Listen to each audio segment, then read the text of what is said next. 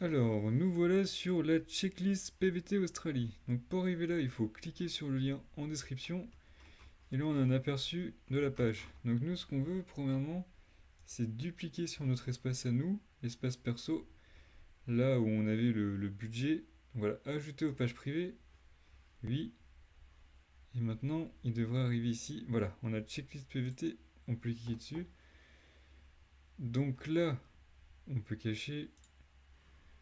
On a des petites explications, comment ça fonctionne, etc. Mais on va le voir dans la vidéo, il n'y a rien de bien compliqué, hein, c'est juste une checklist. Donc on retrouve nos différentes catégories.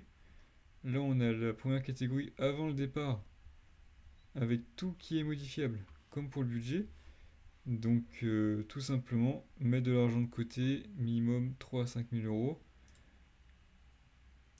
On est en cours. Faire un bilan de santé générale, c'est fait, c'est terminé.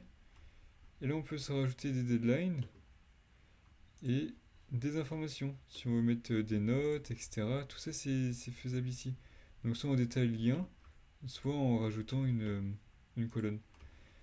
Donc ça c'est bon.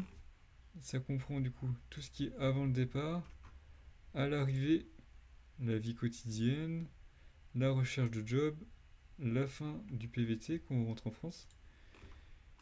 Et on voit que là si on modifie des choses, on change de statut, si on va dans la vue board par statut, on a un tableau qui est très intéressant. Donc le problème c'est qu'on a toutes les vues qui sont mélangées. Donc ici à droite, on peut aller sur filtre, on va dans phase PVT, et si on veut savoir que ce qui concerne l'avant du départ, on sélectionne. Et là voilà, comme ça on n'est pas pollué avec trop de vues. Et sinon les autres vues, elles sont ici, c'est en gros ce qu'on retrouve sur toutes les tâches, mais comme ça.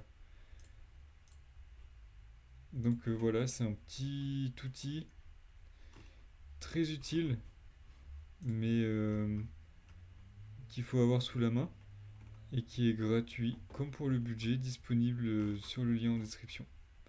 Donc il y a aussi la version Notion sur le site, et une fois qu'il est ajouté sur le Notion, la checklist est disponible aussi sur téléphone. Il y a tout qui est sauvegardé sur votre compte Notion, donc tout est gardé, tout est là, et réutilisable à tout moment. On peut même utiliser le mode hors connexion, c'est ici, mais là évidemment je suis sur le navigateur donc ça n'apparaît pas. Mais sur l'application Notion, c'est écrit ici. Voilà, j'espère que ce sera utile et que ça vous servira. En vous souhaitant un bon voyage et une bonne journée.